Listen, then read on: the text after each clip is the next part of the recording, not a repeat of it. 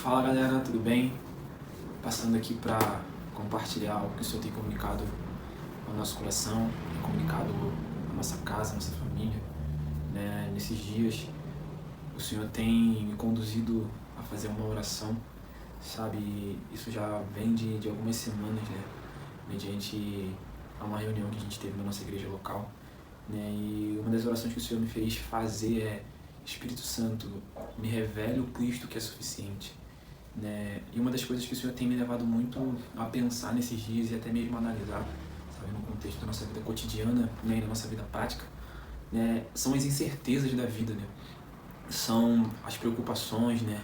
É uma movimentação onde a gente está sempre achando que se a gente tiver algo, ou se a gente chegar em algum lugar, a gente vai estar pleno, ou a gente vai estar bem, ou a gente vai estar seguro, sabe? Só que eu vejo que, segundo as escrituras, isso é algo que não é real, né?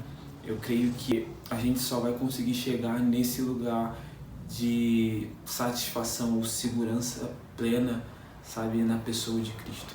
E o Senhor tem me feito orar nesses dias, né? Espírito Santo, revele no meu interior Cristo que é pleno, né? E mediante a isso o Senhor me trouxe, né, uma palavra que fica em Colossenses, a carta de Colossenses, a carta de Paulo à igreja de Colossenses, e eu tenho lido ela durante esses dias, lido e relido.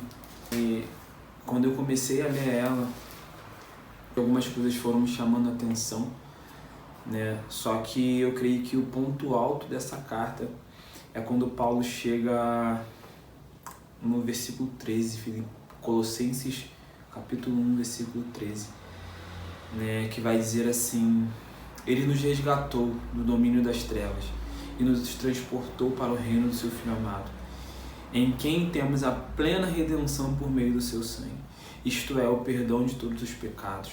Ele é a imagem do Deus invisível, o primogênito sobre toda a criação, porquanto nele foram criadas todas as coisas, nos céus e na terra, as visíveis e as invisíveis, sejam tronos ou dominações, sejam governos ou poderes.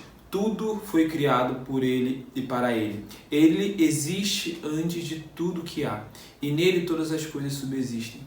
Ele é a cabeça do corpo, que é a igreja. Ele é o princípio e o primogênito dentre os mortos, a fim de que em absolutamente tudo tenha supremacia, porque foi do agrado de Deus que nele habitasse toda a plenitude.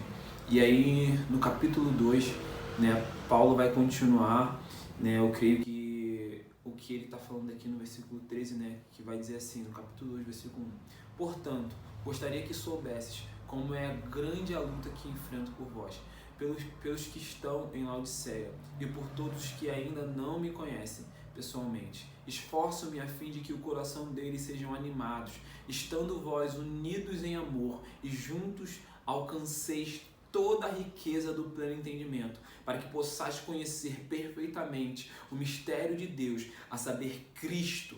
Nele estão ocultos todos os tesouros da sabedoria e do conhecimento. Falo dessa forma para que ninguém vos engane com argumentos interessantes, porém falsos. Porquanto, apesar de estar fisicamente distante de vós, estou convosco em espírito e me sinto feliz ao verificar que estáis vivendo em plena ordem e como está firme a vossa fé em Cristo. Sendo assim, da mesma forma como recebeste a Cristo Jesus, o Senhor, também andai nele, tendo sido alicerçados e edificados neles, firmados na fé, como foste instruídos, para que transbordem em ações de graças a Deus, tendo muito cuidado para que ninguém vos escravize a vãs e enganosas filosofias que se baseiam nas tradições humanas e na falsa religiosidade deste mundo, e não em Cristo, pois somente em Cristo habita corporealmente toda a plenitude de Deus. Né? É muito interessante que Paulo, né, ele vai dizer que ele estava dizendo isso para que as pessoas não fossem enganados, né? Para que eles não fossem enganados com palavras vãs ou com fundamentos que não era Cristo, cara. E no começo, né, no capítulo 1, né, o Espírito Santo me respondeu, né, aonde nós podemos encontrar essa plenitude de Cristo. E essa plenitude está na palavra, né? É quando Paulo diz que ele é a imagem do Deus invisível. Ele é o primogênito da criação, ele é o primogênito dentre os mortos, sabe? Ele nos transportou do império das trevas para o reino do Filho do seu amor. Paulo está dizendo, cara, em Cristo está a nossa plenitude, né? E Paulo, ele nessa carta, ele está lutando, né, com aquelas pessoas que estavam tentando trazer um outro fundamento que não era Cristo.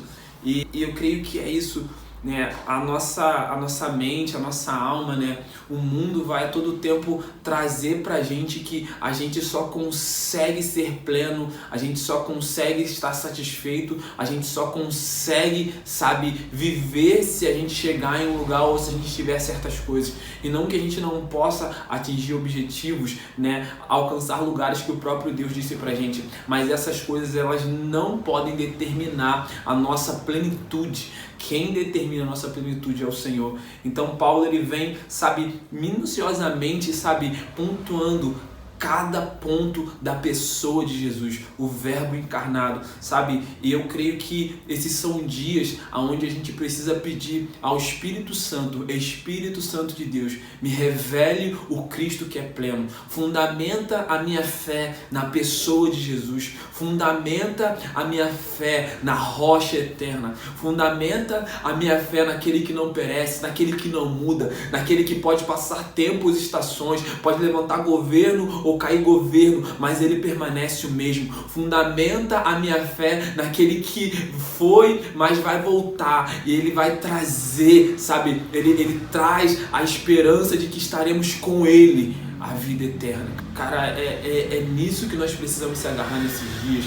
Sabe, eu sei, eu tenho a convicção de que cada um que possa estar me assistindo deve estar passando por pressões internas, sabe? Deve estar passando por desafios, sejam eles financeiros, seja ele no casamento ou qualquer área da sua vida. Ou às vezes você nem conhece Jesus, ou às vezes você, sabe, viveu uma vida achando que o que poderia te preencher ou te suprir seriam coisas, sabe? Ou pessoas, ou relacionamentos. Mas eu tenho algo para te dizer, cara, só a pessoa de Jesus, o verbo de Deus, pode nos preencher, nada mais, sabe? Em João, ele diz, cara, para aquele povo que estava seguindo ele, pedindo ele mais um sinal, diz, cara, eu sou o pão que desceu do céu, eu sou a provisão do Pai, eu sou o pão que sacia as lacunas do homem, eu sou a água que de fato sacia a sede do ser humano. Se você não beber de mim, você não tem vida, se você não comer de mim, você não tem vida.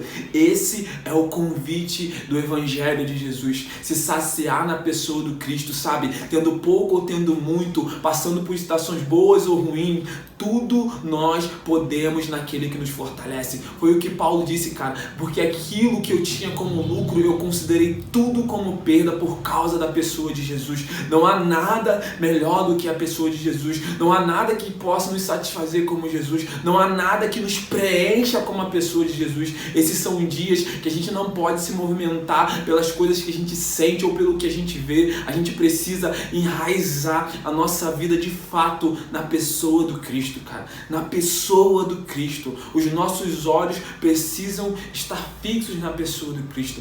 Eu não sei qual é a estação que você está passando, mas independente da estação que você esteja passando, coloque os seus olhos na excelência de Jesus.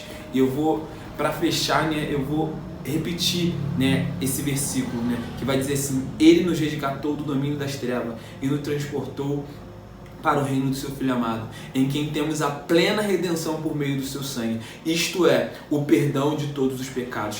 Ele é a imagem do Deus invisível, o primogênito sobre toda a criação, porquanto nele foram criadas todas as coisas, nos céus e na terra, as visíveis e as invisíveis, sejam tronos ou dominações, sejam governos ou poderes, tudo foi criado por ele e para ele. Ele existe antes de tudo que há. Nele todas as coisas subsistem. Ele é a cabeça do corpo que é a igreja. Ele é o princípio e o primogênito dentre os mortos, a fim de que em absolutamente tudo tenha supremacia, porquanto foi do agrado de Deus que nele habitasse toda a plenitude. Sabe, todas as incertezas da vida, sabe, elas são supridas em Jesus. Toda lacuna do nosso ser, elas são supridas em Jesus. sabe? Não há nada que Jesus não possa nos satisfazer. Em Cristo nós temos tudo, em Cristo nós temos tudo. Nós precisamos, sabe, a cada dia mais fundamentar a nossa fé em Jesus.